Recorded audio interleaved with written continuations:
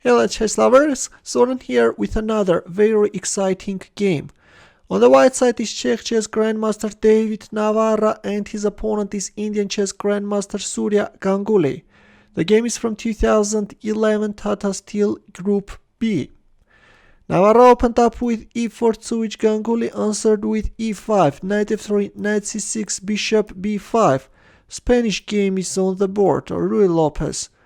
Black is choosing Morphy defense, b5, bishop b3. We have all this standard stuff, popular theoretical line. And then white is going for d4, and after bishop b6 is harassing black bishop once again. Okay, once I finish the game, I will turn on stockfish and we will see what if black accepts the pawn sacrifice. h3, preventing any unpleasant pins. Bishop e3. And since already there are no longer moves like rook e1, black is winning this pawn on e4.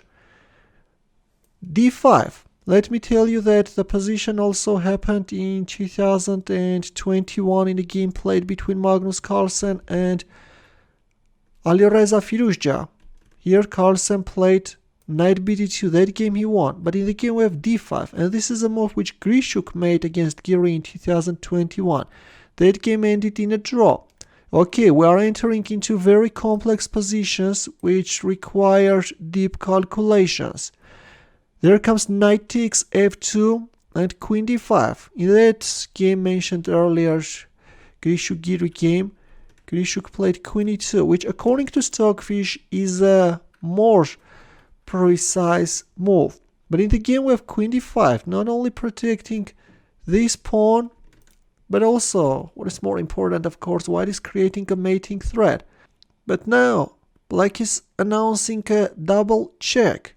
King h1, and then is neutralizing the mating threat with queen f6. C takes b7, finally. White is winning that bishop. Knight f4, attacking white queen. Queen c6, check. And king d8. At the moment, so black is a piece down, right, after white won that bishop on b7. White, of course, has an advantage, but the position remains very messy. And we have knight a3, an inaccuracy by white. Knight e2, creating a mating threat. Yeah, black still, it's not over. Black still manages to create problems. Rook f3, knight g3 check. White is forced to give up an exchange. Bishop takes f7, bishop f4. Another mating threat is hanging in the air. Queen g4. Knight takes b5. Knight takes b5 is really good because if a takes b5, then this pawn runs. Queen d7, bishop d5. g5 all the time. Ganguly is trying to sharpen the position, but white still stands solid. White stands solid. There comes a very nice knight g5, relying on this pin. King e7, knight e6. Takes. King takes c6. Knight takes c7. Knight e6 was another very nice move, right? Attacked this rook. Gets ready to get rid of this bishop. And white doesn't worry that after an exchange he loses this knight. Then comes knight takes c7 and then knight a6.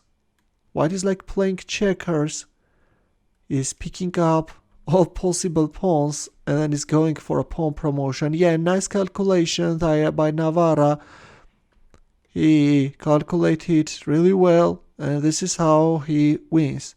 And then he lands the final punch and forces a resignation. Here Navara played rook takes f4, really a nice move. Black resigned. White is getting rid of that bishop, is simplifying the position, and this pawn is unstoppable.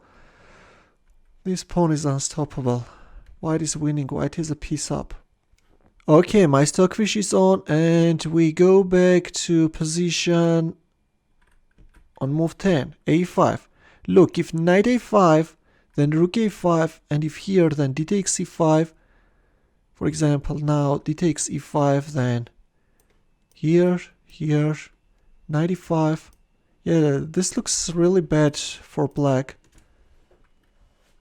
And of course, you won't win this with the bishop because of the simple d5. Okay, we have bishop a7, h3, bishop b7. At the moment, nothing special happening. d5, bishop e3, d takes c6, knight f2. Yeah, queen h2, as you can see, is the first line, something which Grishuk made against Giri. Now we have queen d5, check, king h1, queen f6, c takes b7, knight f4, queen c6, check, king d8. According to Stockfish, we even have an equality, right? This is interesting, despite black is a piece down. Queen g5. Okay, queen g5 is the mistake. The best move is knight e2 here.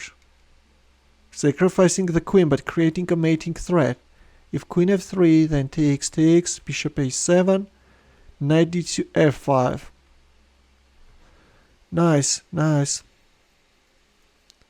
With his powerful pawns, knight, this bishop like as a compensation. But instead we have queen g5, knight e2, knight a3, okay. So it turns out that knight d2 is the best move. If bishop d2, then rook d1, and if you move your bishop, then rook d6 is coming, and it's white who is winning. Bishop d5, bishop c6 is the threat. By the way, don't forget also, yeah, keeping an eye on g2, because now if you win this rook, then you can lose. You are leaving your pawn on g2 unprotected. You can get checkmated. Okay, instead we have knight a3. But this knight a3 is also good in the sense that white creates knight b5 threat. Knight e2 comes, rook f3, here. Bishop f4 is the move, interesting. Yeah, knight g3 turns out to be another disastrous move. Now, white is clearly winning. Knight b5 lands, and victory is a matter of moves. Now, black's attack is repelled, black has no counterplay, and white is confidently realizing the advantage.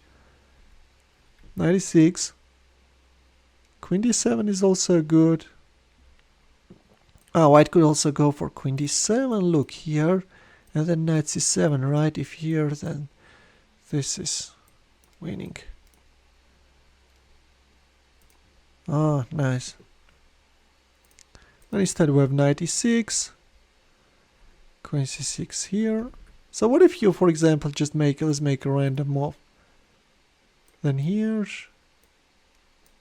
yeah, here, queen c7 is also simply winning, or knight d4, yeah, queen c7, this wins. Okay, an exchange of queens happened, king e6, and then we have a forced line, king e7, knight a6, black moves the rook, pawn promotion, takes, rook f4, it's over guys, it's over. a6, if simple a6 is also winning, but yeah, rook f4 is the most accurate move. A very, very sharp, double-edged game between Navara and Ganguly, and I hope that you enjoyed it. Feel free to share the game with your friends as well. In the end, a chess puzzle for you. The task is to win with the white pieces. We'll wait for your answer in the comment section. Thanks for watching. We'll see you in my next video. Take care.